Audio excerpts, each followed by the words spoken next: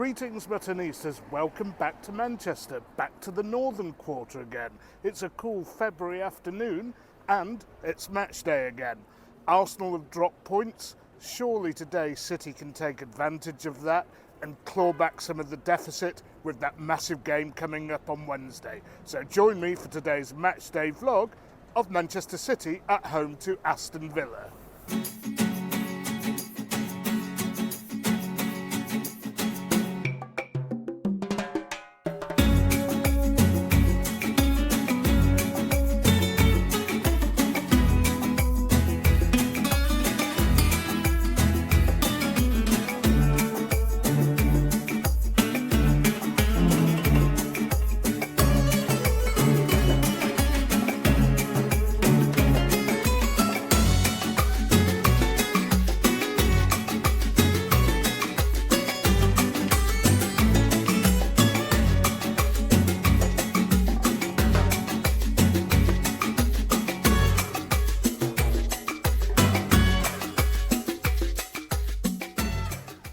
Now, of course, nobody will forget the dramatic circumstances in which our last home game to Villa was played. 3-2, clinching the league on the final day of the season. However, our performance away to Villa quite early in the season was a bit spotty to get a 1-1 draw. Of course, in my opinion at the moment, not all is well with City on and off the pitch, but the home form has largely held up, even if our away form has been pretty poor of late. This is, however, a must-win game. We talk about must-win games a lot without really meaning it, but we really do mean it here. Sure, it won't make the league impossible, but it will make a difficult task very difficult. And Villa are no mugs under Unai Emery. A lot of people jokingly call him Dick Emery, but he's a pretty canny manager and he'll have his team set up well today, which brings me on to the team news, which is that Guardiola has been experimenting again, and this time we have a back three. We have Walker, Diaz and Laporte at the back. Not sure who's going to play on the left there. We have a double pivot, is it, of Rodri and Gundogan? Gundogan I call a semi-defensive player, obviously Rodri a very defensive player. And in the middle of the park, De Bruyne and Silva, Grealish and Mahrez, and Haaland up front. Is Grealish going to play as a wing-back or something? I don't quite understand what's going on here, and I hope he gets it right, because there's been an awful lot of tinkering of late by Guardiola, leading to some shoddy performances. So that's all very attacking. Anyway, I'd better bring you the food element. And I was going to take you to a restaurant or cafe in the northern quarter. However, walking through Piccadilly Gardens, I spotted something unusual, something you don't see very often in the UK, at a little street food market that's set up during the days here. Come and have a gander with me and you'll see exactly what I mean. So plenty of stalls here, and there's one that caught my eye. It's something I've had once before ever, and we are talking about arepas from Venezuela. And as you can see, an arepa is a corn cake filled with a variety of fillings. Now, I've gone for this one here called the pabellon, which is black beans, cheese, sweet plantain, beef and avocado. I have had one of these once ever in my life before in Spain. I didn't have anything like the plantain in it last time, which will add a bit of sweetness, so it's as much a leap in the dark for me, Muttonistas, as it is for you.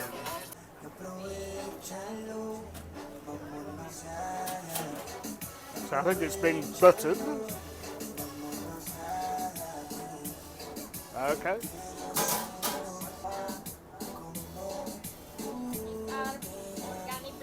Black beans, mozzarella, did you say? And cheddar. Normally it's with Venezuelan cheese. Okay. Hard to get here, I can imagine. The beef. Okay. And finally some avocado.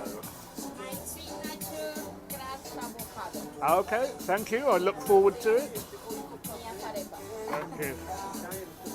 Now, admittedly, Muttonistas, I was a little wary of going to that street food court. I don't know why, but when I saw Venezuelan arepas on the menu, I thought, well, where else am I going to get that? Let's give it a try. Sorry about all the avocado on my face. And they're using plantain rather than bananas. There is a bit of a difference cooking bananas and bananas that you actually just peel and eat, and these are less sweet, which is a good thing because I started thinking to myself, have you gone mad, Mutton? Beef and bananas? Right, sorry about the mess on my face, but I have to get on with this. So I'm going to try a bit of the arepa, which has all the beans and meat in it, and the avocado.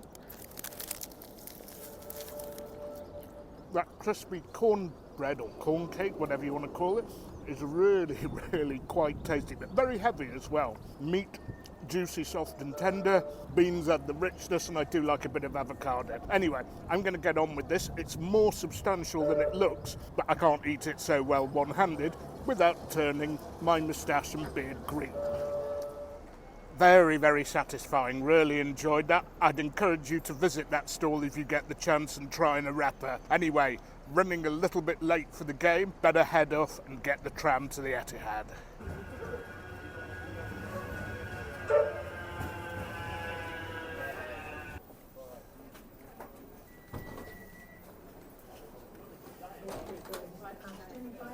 What time will that be?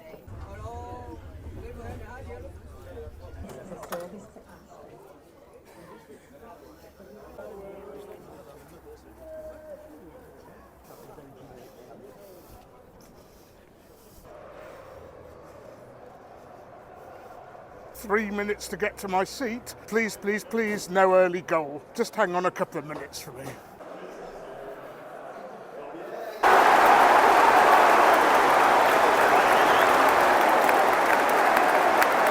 Oh no, I went for a pee and missed the goal. Maybe you could say I deserved that. And looking at the replay, simple-headed goal from a corner. So it was a simple-headed goal, corner from Mahrez, and a header from Rodri. This is the penalty you have to pay if you suddenly need to go for a pee and haven't planned it before the game.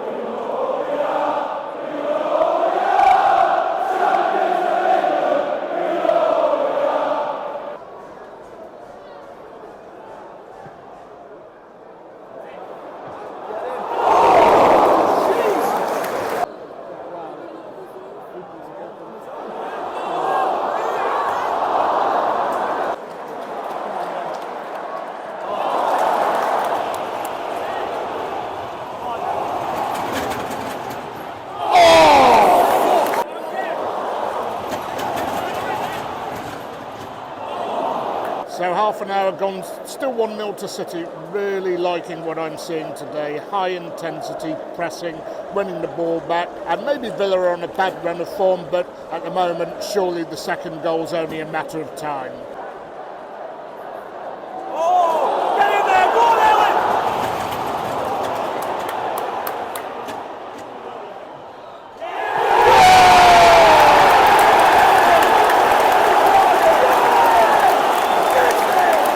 Well, what a cock-up that was between the Villa defender and Martinez. Haaland swooped in and was patient and threaded the ball over to Gundogan, who made an excellent run. 2-0 City. I don't see Villa coming back from this.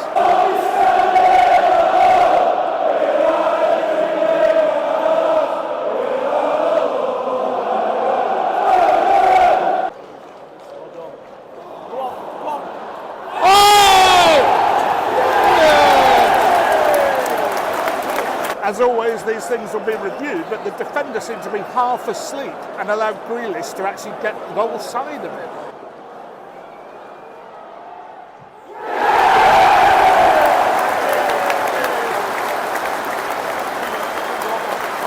Well, Haaland actually gave the penalty to Riyad Mahrez. Now, his penalty record is pretty spotty when the pressure's on and it's 0-0 or we're behind, but as is the case here, he does actually put them away beautifully when there's no pressure on. And before all you Mahrez fans start screaming and shouting, I am not criticising his performance today. He's played well.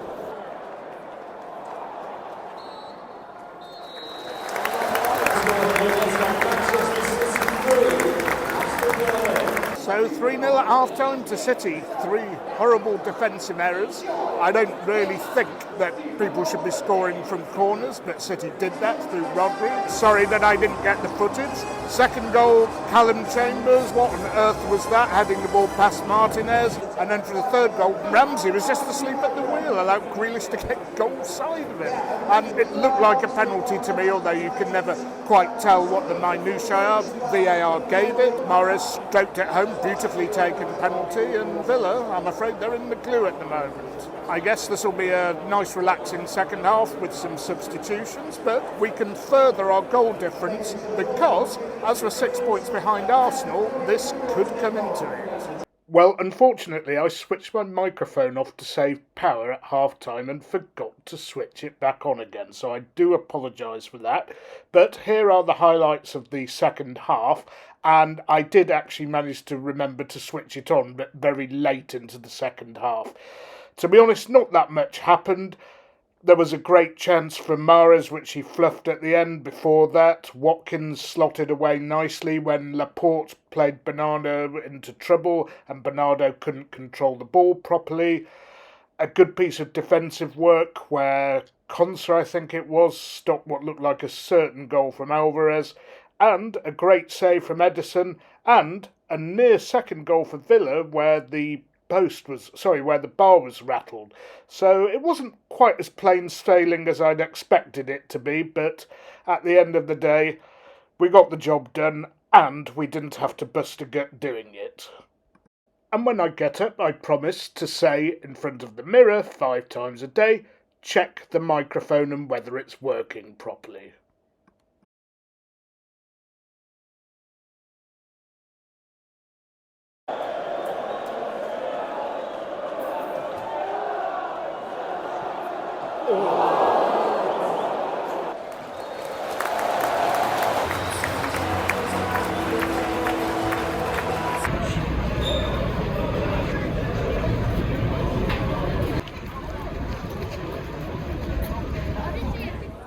Okay, Muttonistas, I'm enjoying a pint of a golden ale from Kent. I don't know how hoppy this is, but moderately hoppy. Not as hoppy as I like, but it's pleasant enough and it was the best option available. Anyway, on to the game. I wouldn't call it a game of 2 halves, although the halves were distinctly different. In the first half, City played well and I vlogged well, other than having to go to the toilet when the first goal went in. And in the second half, City were a bit lukewarm and so was my vlogging, unfortunately. As for the football, there was a togetherness about City today. And what I saw in the first half was just like the City of old, exactly what I wanted to see. Harried them out of possession, we zipped the ball around quickly in possession. And yes, all 3 goals you could say came from Villa mistakes, if you call conceding a goal from a corner a mistake. But City pounced on those errors and swiftly took advantage of them. And by the time the half-time whistle had gone, Villa were really out of the game. Or so you would have thought. City's formation was a bit odd, 3-2-4-1. Not quite sure who was doing what. Was Bernardo a wing-back? Kyle Walker found himself in very advanced positions up the field. And Villa just weren't in the competition until quite late in the second half when they started playing a few long balls. City took their foot off the gas, a little bit too much I thought, and again some sloppy passing and miscontrolling the ball and losing the ball in the midfield led to Ollie Watkins scoring a goal for Villa. It was nicely finished, but there's been a bit too much of that recently and we have to get it out, especially with 2 really big games coming up soon.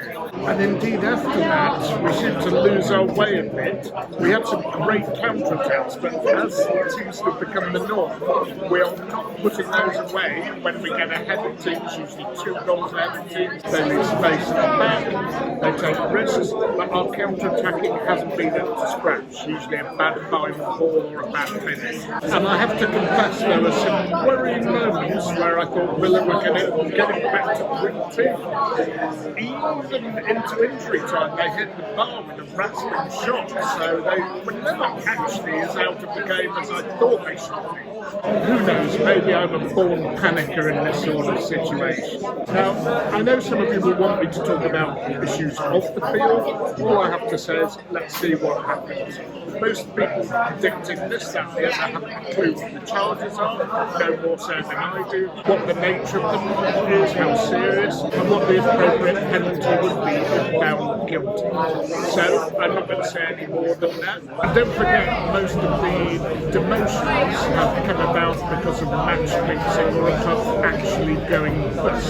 So those of you hoping that City will be playing Sutton United, Stenhousemuir or East Fife, I'm afraid you're going to be disappointing. So back to the near future, and City have got busy months coming up. 3 consecutive away games. The next home game will be against Newcastle, which will also be a big game. First of all, on Wednesday we have an absolutely massive game. I know people talk about big games, but this one really is.